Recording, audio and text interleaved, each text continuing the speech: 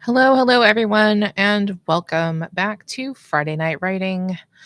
This is week 9 of our Urban Fantasy Mystery series, and I am very excited to be back.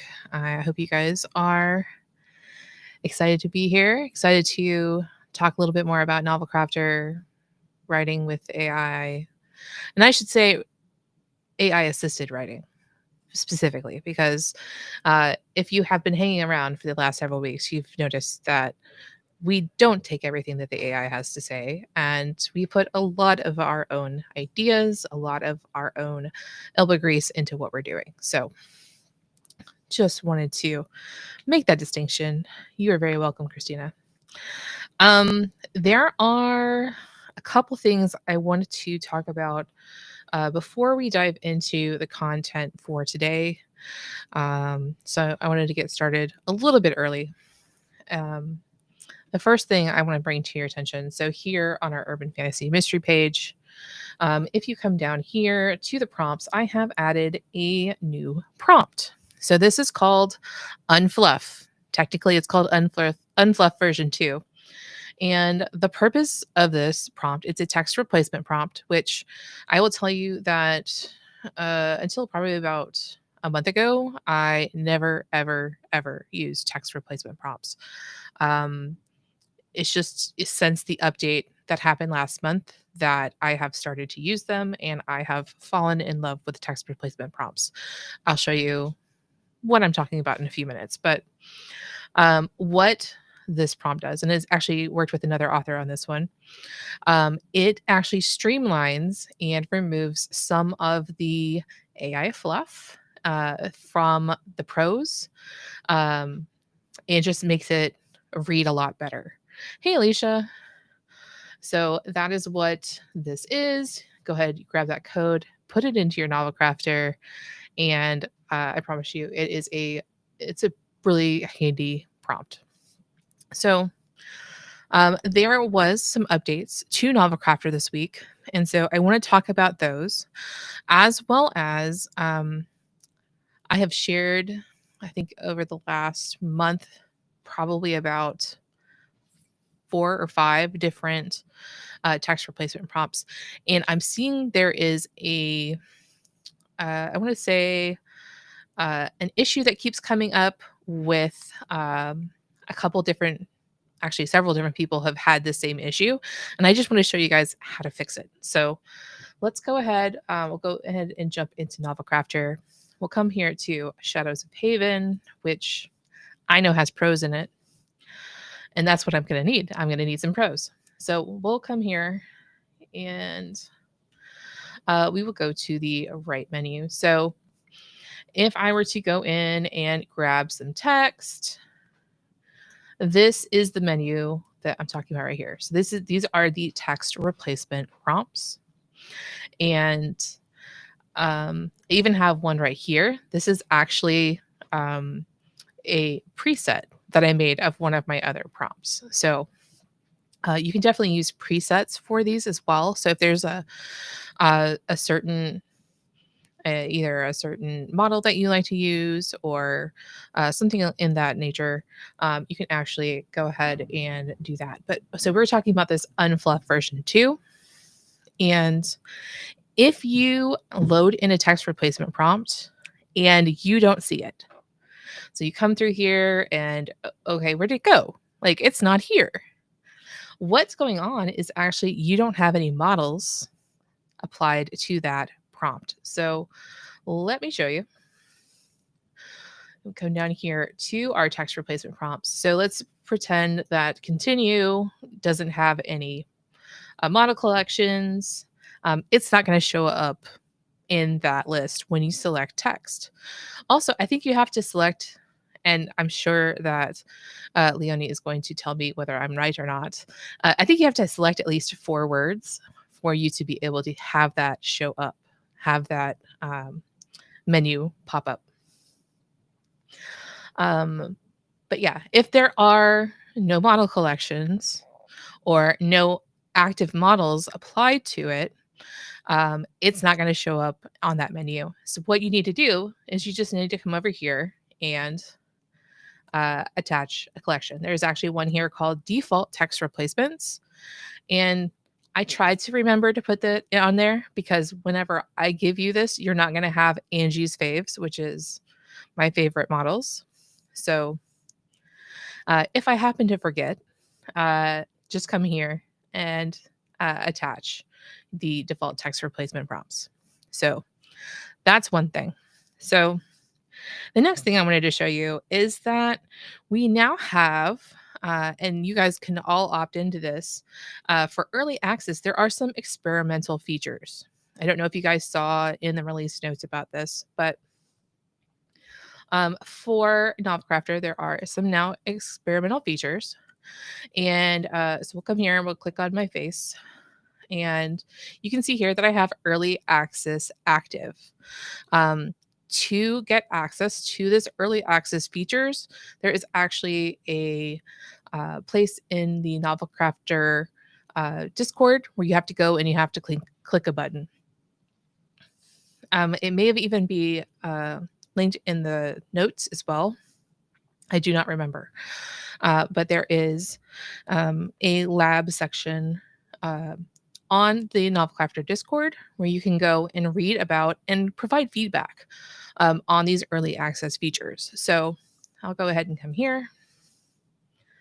We'll come down here and you can actually see where the experimental features are. These are the two that are in alpha. So we've got this codex entries in multiple categories. So I'll show you what that looks like here in a moment. We've also got this snippets in write mode as well. And I'll show you this too, because it's pretty cool. I will tell you, I don't use snippets like ever. And it's because, it's hard to get stuff in there. And then before you couldn't get access to it very easily. And then, now with the changes to chat, it's so much easier to work with snippets. So I can tell you, I may start. Where do we find the link to Discord? I can get you that here in a few minutes, unless someone who's already in the chat can share that. So if I don't get it to you, I'll make sure and put it in the notes. Okay, so let's actually just go and look at how this works. Scroll back up and hit close. Okay, and we'll just, actually, I don't have any snippets in this one, so we'll go down here to the streaming siren. And we'll come here to snippets. Living your snippets? Absolutely. Oh, hey, Master Tamari. Okay, so we're here. I have two snippets. I have a sample chapter from another book that I actually use in one of my prompts to write prose. And then I also have this one called Avoid, which is actually a list of AI-isms that I want the LLM to avoid when I'm writing. So let me show you how to do this. You actually come over here and hit Open Snippet, and bam, it is the same view as if you were writing. It is so nice. Same here with our sample chapter. And this is actually one from one of my other books. And then we can come here. Let's do a new snippet. And I think you may have to name it before you can make it big. We'll just do sample. Yep. And then here, open. And then like if you are in the write area, writing your novel or writing your short story or whatever you're writing, you can actually use Markdown as well. So let's say that I want a headline 2. Hi there. And I can put ordered list. I probably can do, excuse me, that's an unordered list. Okay, and I can do ordered list as well as other Markdown. So that is the one for the full-size snippet. The other one allows us to put, I don't have much in this one. Let's go down here. Let's say that I want to do, Maybe I want the main character to be in two different categories. So let's make some categories real quick. Right now, I only have the ship levels. So I'll also create one called main characters. We'll make that pink. You want my avoid list? I can give that to you. I'll include that in the Notion. Sorry, brain went kind of dead there for a second. Okay, I'm going to use this for characters. So I'll put main characters. And then I will also do, what else do I want?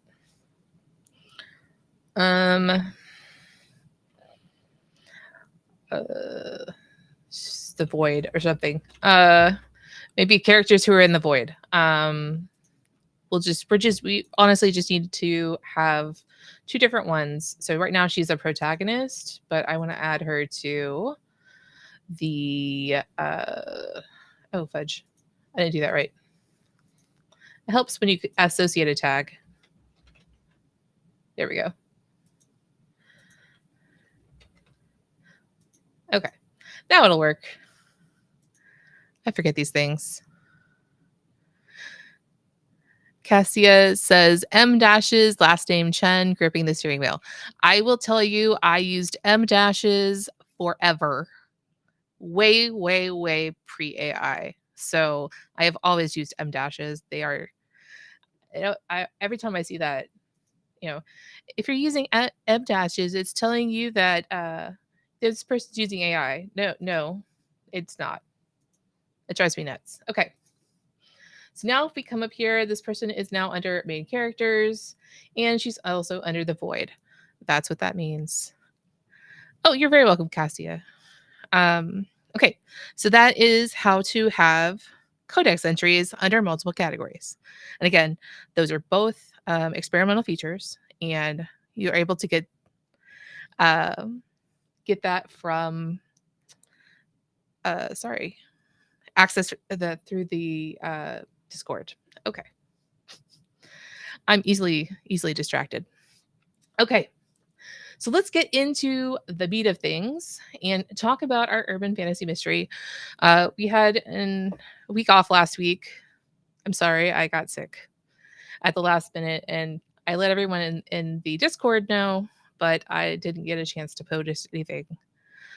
So I apologize. But and actually next week we're not going to be able to meet again either, because it's going to be July 4th.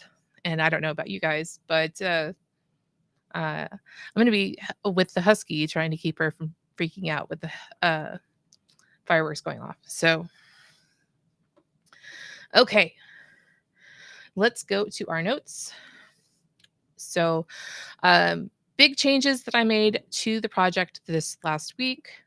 Actually, whole one thing I changed, I added secondary characters. So I went through that list of characters that I had gotten from a few weeks ago. All I did was I added one codex entry called secondary characters. And thank you, Christina. I broke it up into main characters, vampire corporation, case specific. So these are ones who are specific to our mystery case, as well as humans that are from Charlie's pre-vampire life. So anyone that she knew ahead of time, that's going to be kind of a big deal. We talk about her dad. I really need to add her dad to this too, now that I think about it. And also Miranda Holloway's husband. I forgot him, but I am sure that we'll get him next week the following week, when we get that codex done.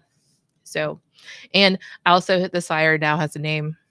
I think I did that before, but his name is Lawson. And that's the guy that turns her into a vampire. Okay.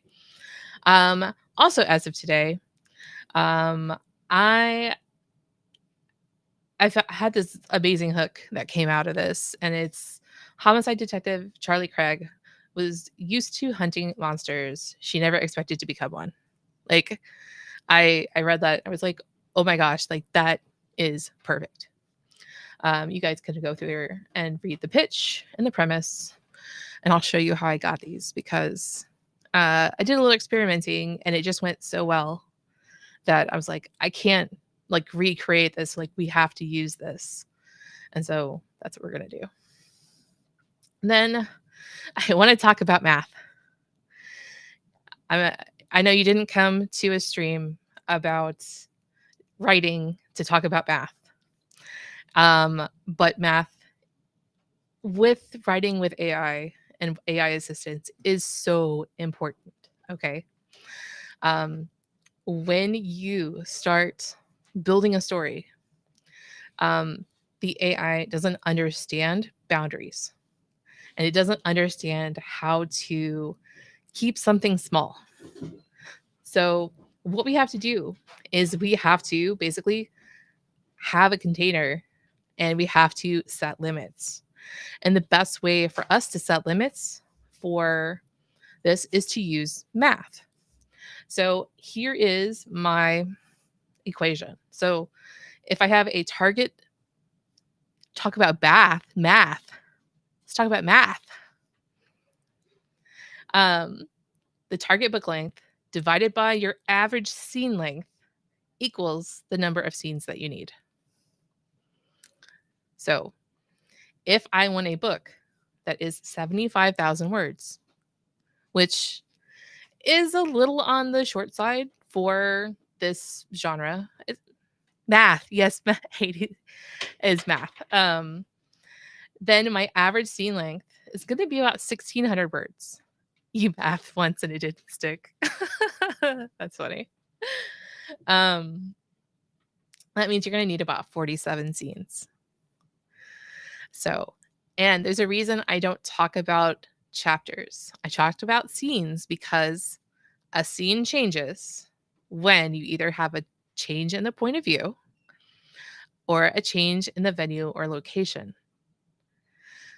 Chapters are this arbitrary thing. They don't make sense. At least they don't make sense to me. So I don't use chapters, I use scenes. So if I'm doing a scene brief, I know, that the scene is going to change when I have a change in point of view or I have a change in venue. And I can use that to tell the LLM, hey, this is where a scene ends. And it works really good. So we are going to keep this in mind when we are talking about our outline. I'm actually going to do 45 scenes because I have a tendency to add scenes.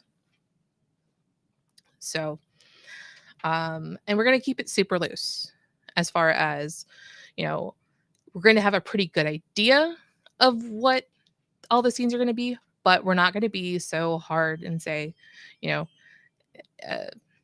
something good comes up that's an opportunity, we're going to jump on that. So let's go ahead and we will come into our series codex.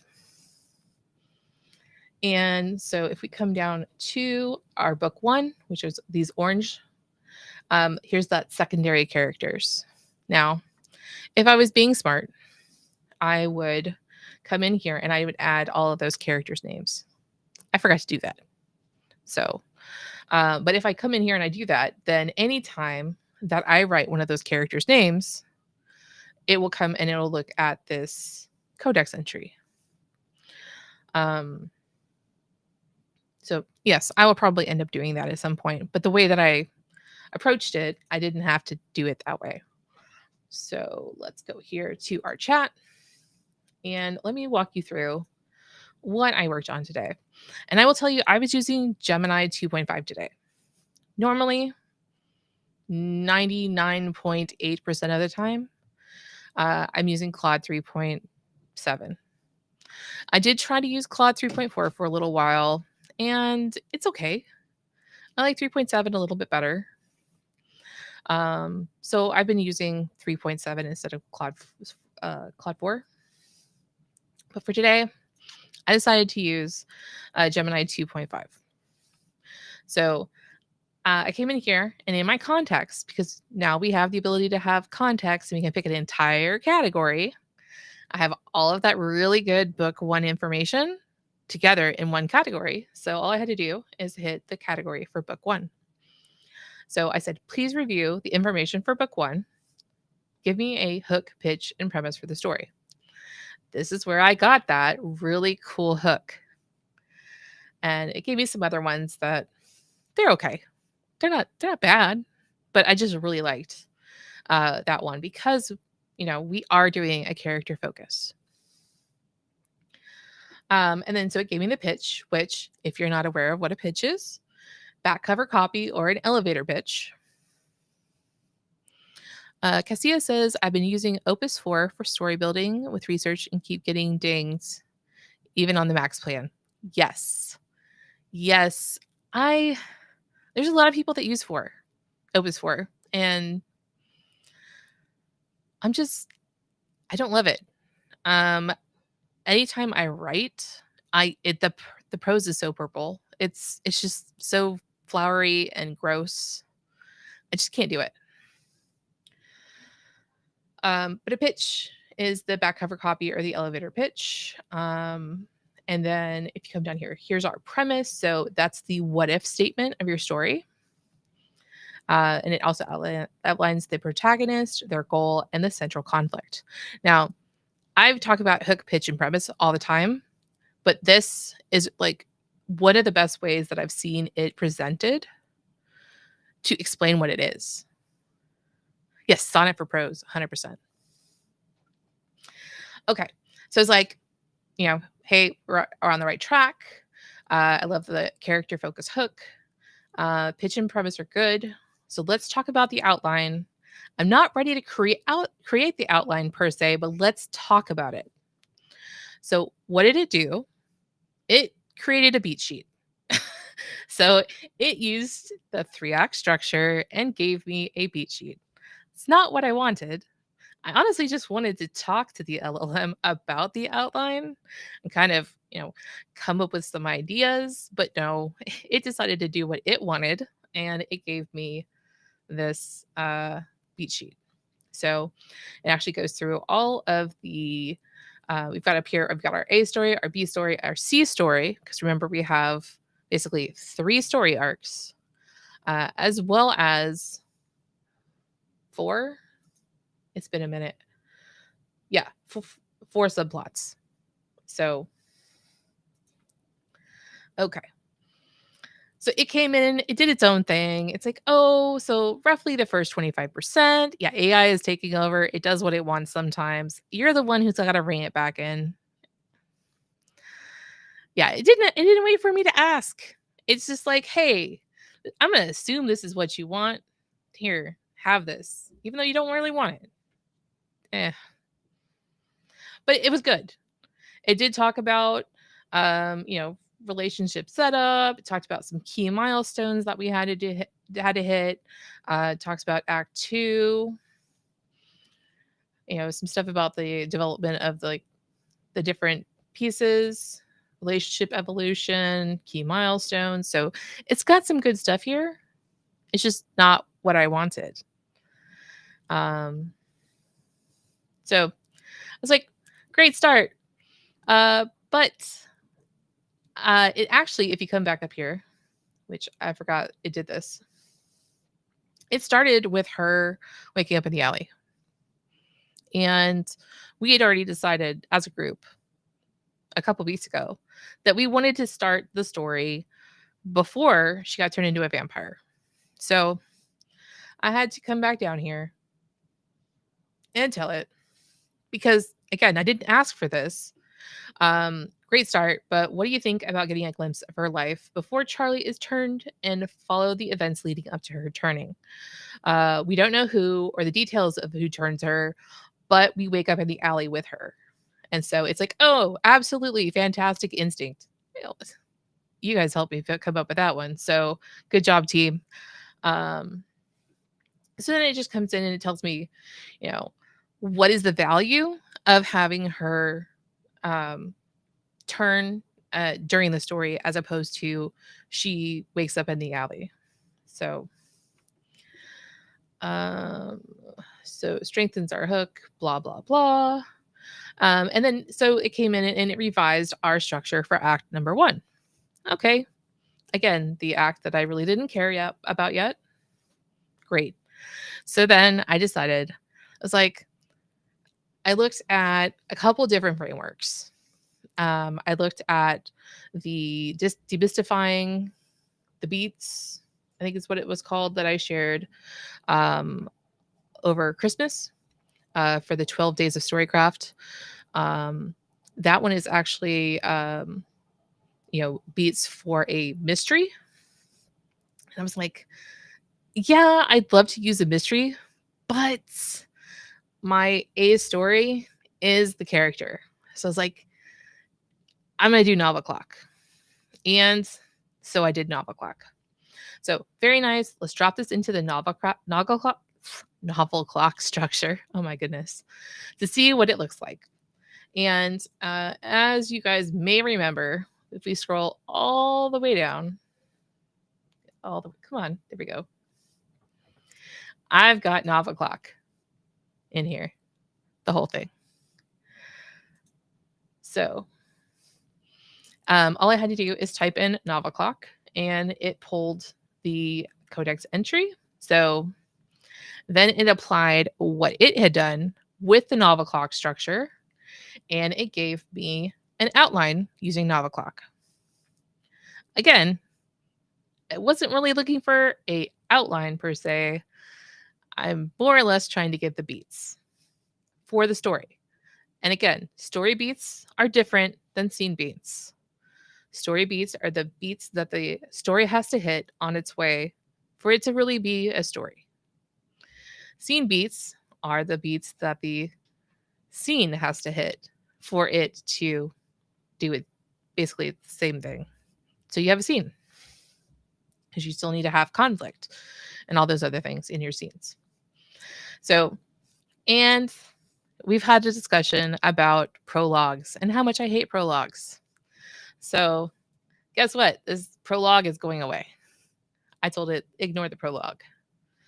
So I actually went and you can actually see it talked about the different subplots. It did a really good job, I will say. For all the different acts, going back to all of the arcs, all of the subplots. And so we've got all the way to Act 12. Bam. Okay. This is when I started getting, this is what I want to happen. I don't necessarily want what you want to happen. And thank you for providing me what you think should happen. I'm the one in charge of this story. So I'm going to tell you what I want to happen. So I told it Act 0. I don't want prologues. I hate prologues. There is no Act 0. First and foremost. With Act 1, I also wanted to see, I thought she would have a murder board in her living room. So I kind of thought back, I don't know if you guys have seen there's a commercial for Audible, and the detectives are all working on the board and all that other stuff, and they push the pin in, and then like it's some chick in her bathtub. Like that was what's going on in my head when I came up with this. I was like, I think she needs a murder board in her living room. And I was like, hey, she's on psych leave, but she's like really into this whole thing. So maybe it's her partner or her old partner is like giving her the information. So her work wife. And then, making sure that trafficking ring is connected to the Carmina's trafficking ring that, we're eventually going to be encountering later in the story. So for Act 2, it talked something about, maybe they're having like an awkward lunch. But, instead of that, maybe she's getting a tip from the officer. And she's going to check out that lead in an industrial area. And guess what? That industrial area is on a vortex, or excuse me, a ley line. And then Kingston wakes her up and says, "Hey, you're a vampire." So, and then yeah, this Act 3 stuff, it needed a lot of work, so I gave it a lot of input. So I only did the first 3 so far. I went in and I said, "Hey, let's make these changes. How do they impact the following acts?" So, um, it actually redid and reran all of the first 3 acts, and at that point, it also told me how making those changes is going to impact the following acts. So, it's up to me now to go through 4 through 12 and continue to do the same thing. So continue to say, okay, this is what I know is happening in this scene, or excuse me, in this act. And so I'm going to continue to do that. But you guys don't want to watch me do that. So what we are going to do, since we did the math already, I'm going to show you what I'm going to do after I finish going through all of the acts and kind of figuring out, hey, this is what's really going to happen versus what the AI thinks should happen. So, buckle up, Buttercup. This is either going to go really, really well or it's going to fail spectacularly. But I'm here for it. I hope you guys are too. I'm going to take a drink of water. Does anyone have any questions before we start basically creating the outline?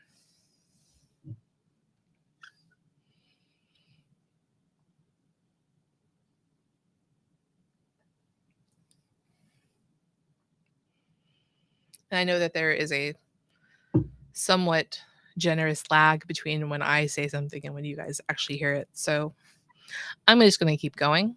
And then if you guys have any questions, I will try to pay attention as we go. Okay, I'm going to go ahead and I'm going to stay in Gemini Pro. If you didn't see, I'm actually using my developmental editor. And that developmental editor is actually available to you already. If you go whoop, right here. So that's your developmental editor. If you need that one. Okay. I'm probably going to go ahead and I had a snarky comment about the work wife, but I can't remember what it was. Darn it, make sure you type that stuff out. I need to hear all the snarky comments. I love it. In fact, the whole work wife thing was supposed to be, sarcasm with the AI, but, it doesn't get my sarcasm. So you guys get to enjoy it. Okay, so let's think how we want to say this. So we know we need 45 scenes. We know that a scene ends when the POV shifts or when there is a change in location or venue. I know that I want this to be first person. I also know that it's going to be, the whole book is going to be from Charlie's point of view. I'm definitely one of those people who loves multiple points of view when it comes to a story. However, when it comes to urban fantasy, I think they usually are typically from one person's point of view. So I can't see us, unless it's like an epilogue going to set like maybe the bad guy's point of view, but I don't think that would apply in this book because our bad guy isn't really a big deal in this one. So since it is Charlie's, becoming a vampire and coming to terms with that, I think that probably first person point of view, past tense, and we'll probably do everything from her point of view. So it really doesn't matter if the point of view changes because there is no point of view changes. Unless there's a thriller element. Not really.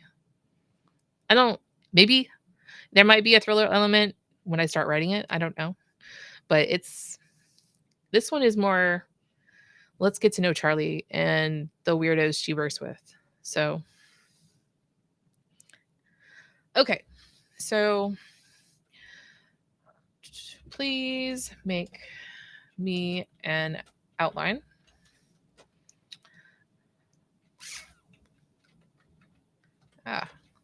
We need, how many scenes was it? My brain, it's like Swiss cheese.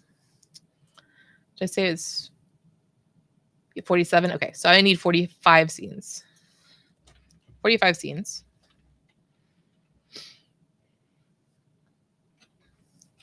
A scene changes when there is a change in venue or location.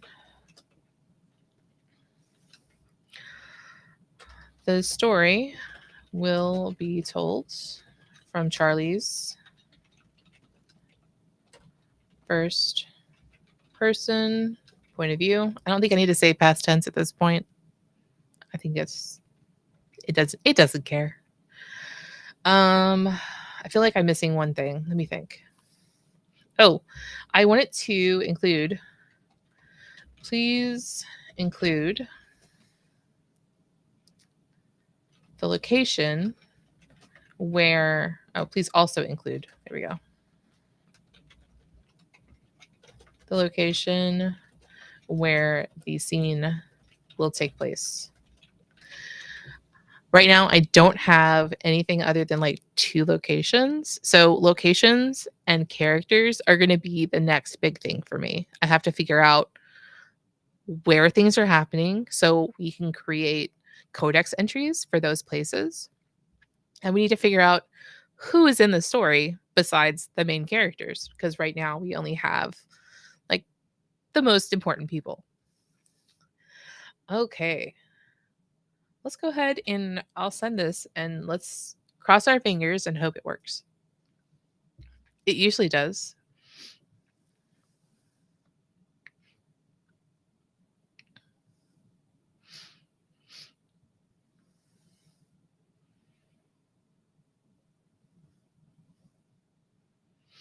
And so it's doing this by act as well, which is interesting.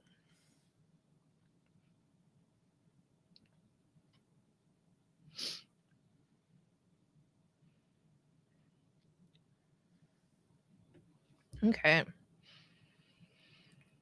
Let's go see what's going on here.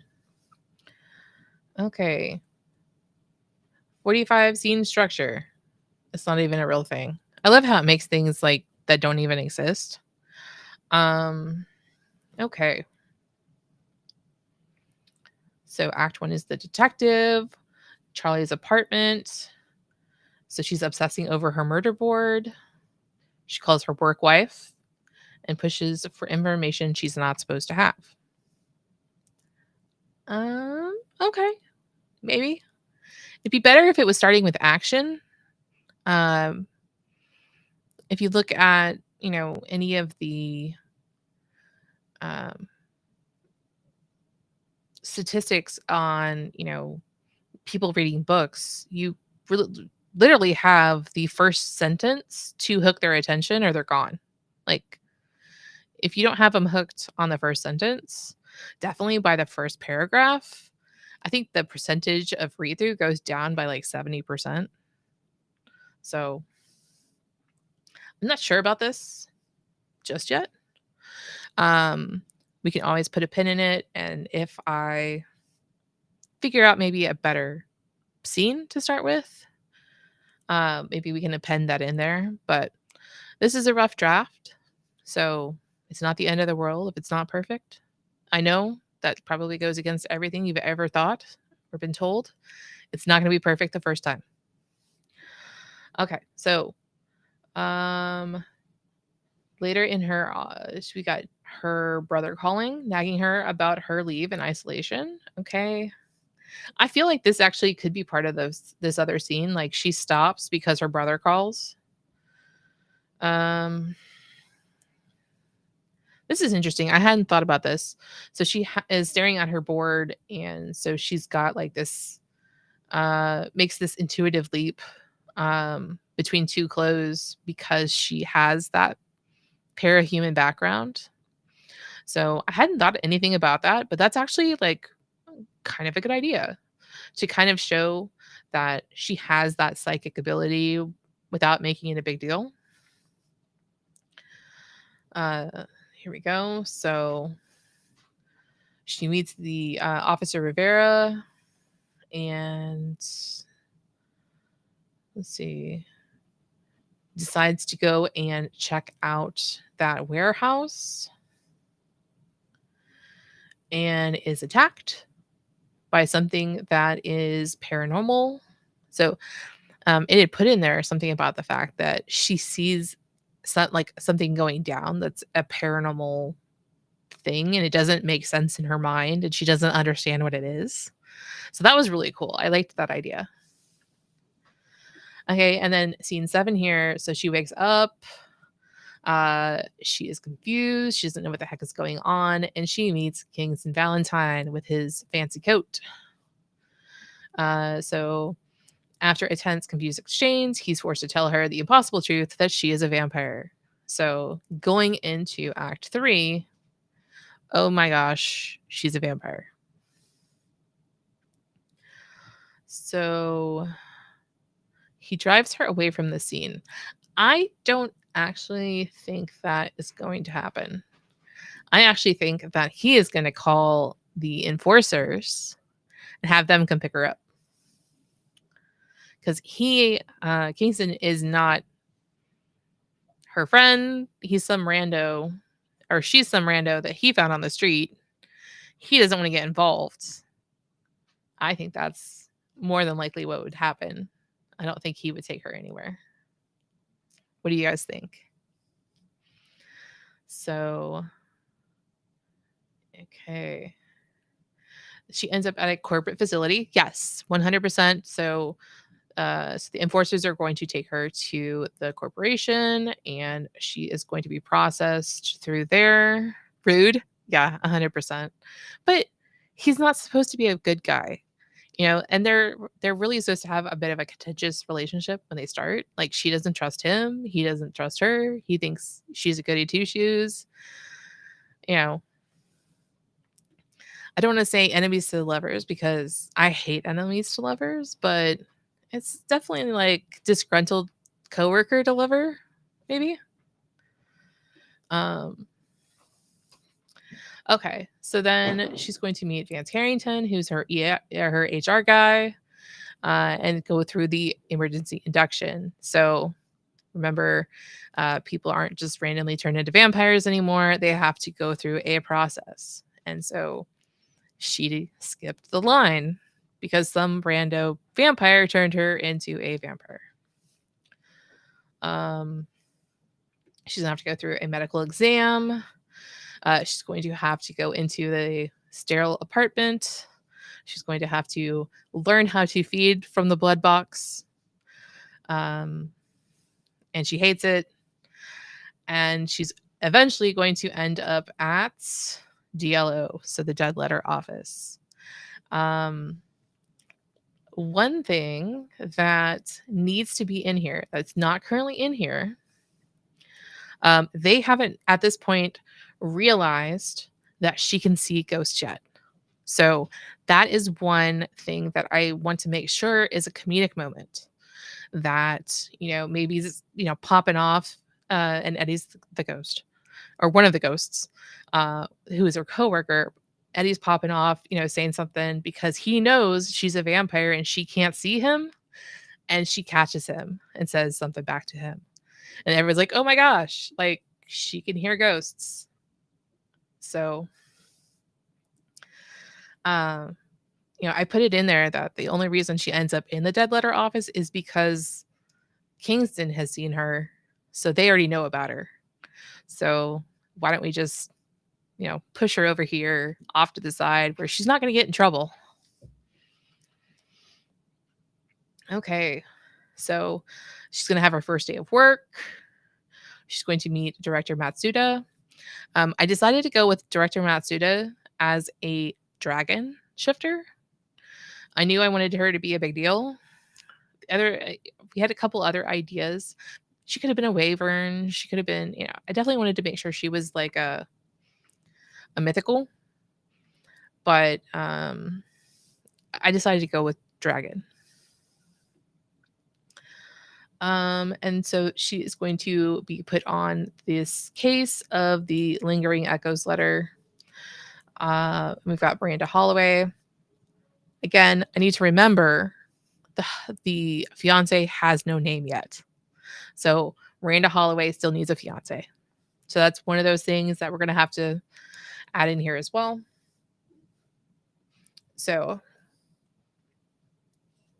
they're going to go and interview the distraught Miranda because apparently the human police can't find her fiance. And we have this ghost letter that they are investigating. They're going to look at the letters. In a lot of ways, the fiance is kind of like a foil to what Charlie's going through. Being thrown into being a vampire. So we're also going to have, as they're doing this investigation, she's going to have to come to terms with the fact that, hey, I drink blood now. And I'm undead, which is rude. Very rude. Okay. So here we go. We've got some tension between Charlie and Kingston. And see, she's using some of her police connections to get information on the fiance. Okay. So looks like they're going to be going to Kingston's workshop. We've got a couple other locations here. I like that it's telling me, like, kind of give me an idea of what days things are happening. So like if it's happening at night, well, she's a vampire. But is it maybe later that day? If it's another night, we've got night here, we got night here, it's probably the next day. So that'll give me an idea of, how long the story is going to take. One of those things that the LLMs can't handle or they don't understand is time. Not just time in general, like this happened, this happened, this happened. To the LLM, that's just, a bulleted list. It doesn't understand time. It also doesn't understand the time between different scenes. So again, you are going to be in control of making sure that, there is a sense of time in your stories. Okay. Struggle, ritualistic markings on the floor. Okay. Trafficking. Okay. Oh, we have connections with the markings to her old human trafficking case. It's the same enemy, but with a supernatural arm. So we have that connection here back to the beginning of the story. Okay, the room has been magically scrubbed clean. It's a trap. Oh boy. So they actually barely escape. We need to also make sure that we are seeing, as these things happen, Charlie is coming to terms or having to face the fact that, yes, I drink blood. Yeah, I have to go and sleep in this corporate apartment every night, and it sucks. What's this? Hiding out at the DLO, they get a call from an enraged Vance Harrington. He knows they were at the site and warns Charlie to drop the case now. The corporation is covering this up. Oh no.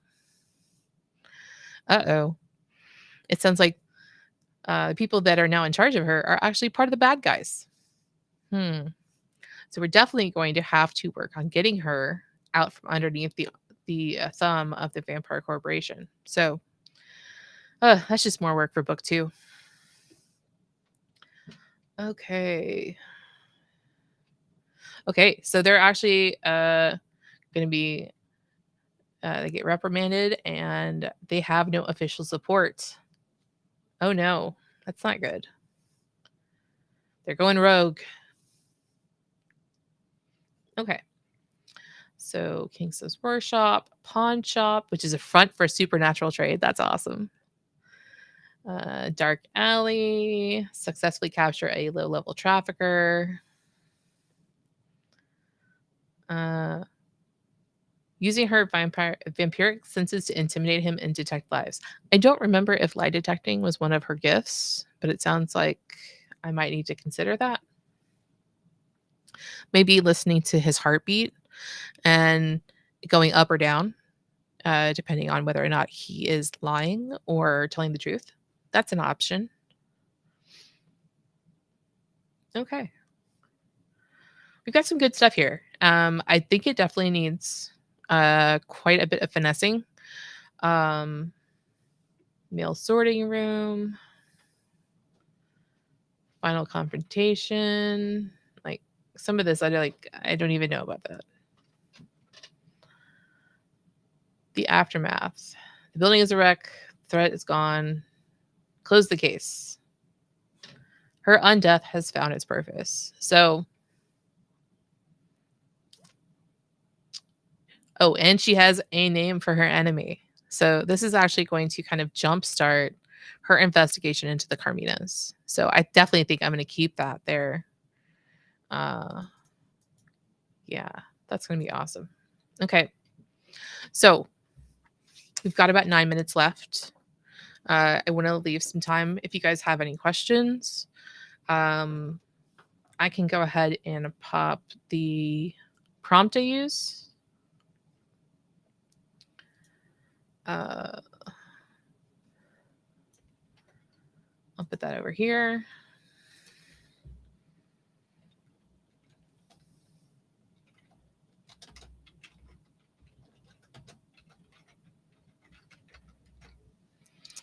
So you've got that.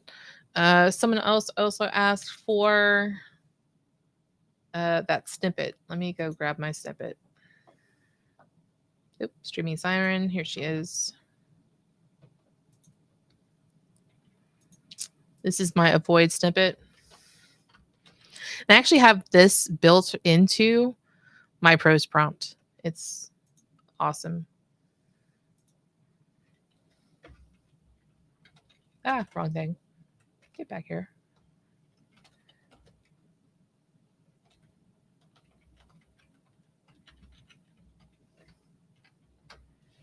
Okay. So you guys have that too. Did we figure out where you guys needed to go if you wanted to sign up for the experimental features? I don't think I saw anyone pop that into the chat. Let me go grab that for you real quick. Again, if you have any questions, this is the time to ask.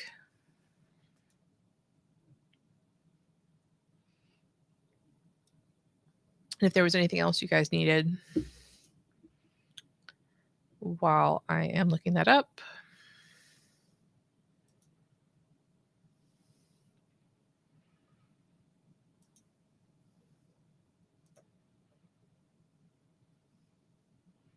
Here we are, lab feedback.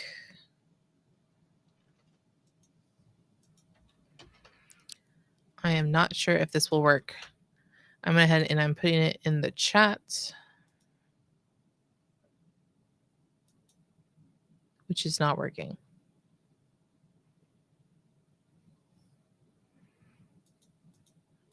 Okay.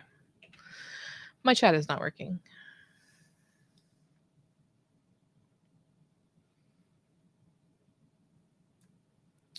Give me 1 second. I'm going to pull up a different browser.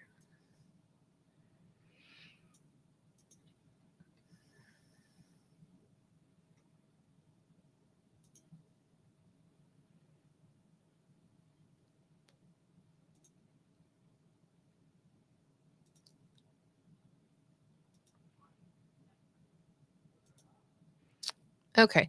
Oh my gosh. Like there's like a whole bunch of stuff that came in and apparently my thing got stuck. Okay. Hello from Australia. Just managed to catch you live. Hello, Christine. Nice to meet you. Oh, Christina has a question. If you want to do a 100K book, how would you do the math? Give me one sec.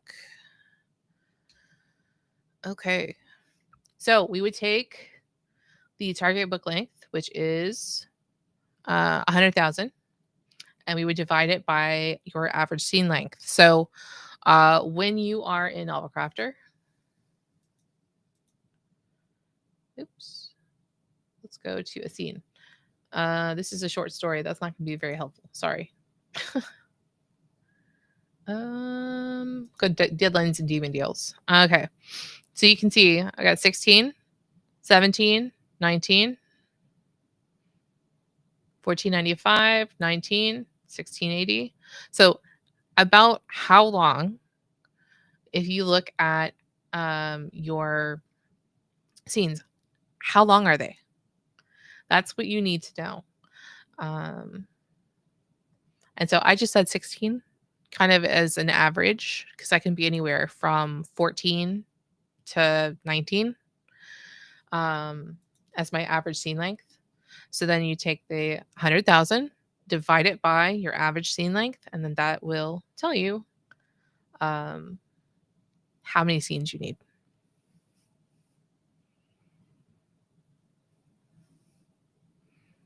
Okay, any other questions now that I can see the chat? Sorry about that. It was working and then it just stopped. Chad, did you remember your snarky comment? I really want to know what it was.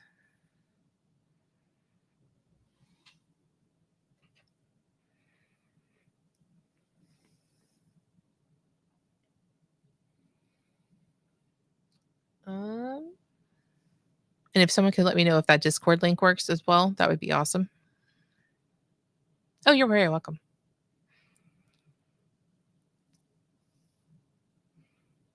Discord link doesn't work. Okay. I'm already a member, so that's probably why. You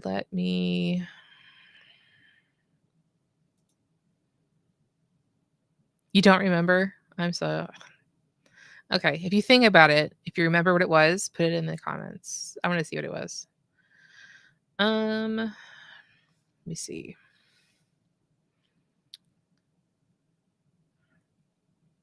I have to remember how to invite people. I don't even know if I can. It's not mine. I don't work for Novel Crafter.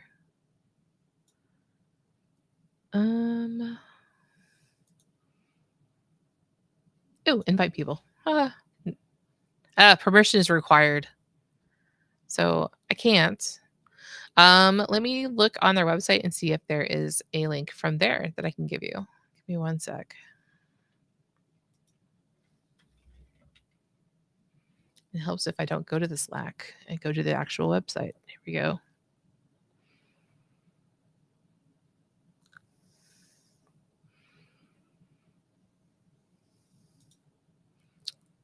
Oh, join our Discord community. Okay. Here is the invite link. I got it. Oops. And I've lost you guys. Here you are.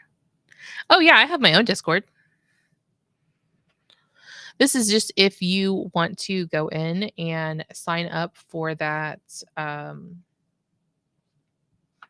experimental features. My Discord is different. I usually put it in here, but let me grab that. That one works? Yeah. Yeah, that's actually for Novel Crafter themselves. Just Mesha, if you were already a member, I think, of the Novel Crafter Discord, that definitely would have worked for you. Okay. Let me find. Mine is, hold on one second.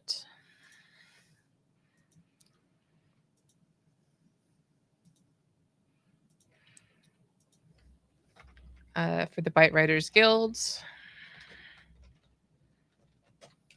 There you go. Okay. Any other questions? Non-Discord related. But with that link that I shared earlier, if you are a member of the Novel Crafter Discord, you should be able to see hold on, let me go over there real quick. There is a channel. It's called Lab Feedback. Within Lab Feedback, you're able to get permission or click. There's a link that you have to click to be able to get those experimental features through the early access program. So, and then that will give you the ability to be able to have that big wide screen to be able to look at um, your snippets, as well as have codex entries in multiple places. So again, if you have a character who is, they're part of the gang, but they're also a main character, then you can have them in both of those places. And that's very helpful. If you are using like we were, come on, okay. If you are in chat and, trying to, get all of the information from a specific section. I'm in, but I don't see this mystical link. We'll keep hunting. Okay. I didn't want to do a novel crafter Discord, or sorry, a Discord tutorial, but let me show you this. Come here to channels and roles. Okay. If you don't see it, because it's right here under text channels, it's lab feedback. Come here to browse channels, and you want to check it on. If it's off, you can turn it back on. So that is the way of the Discord.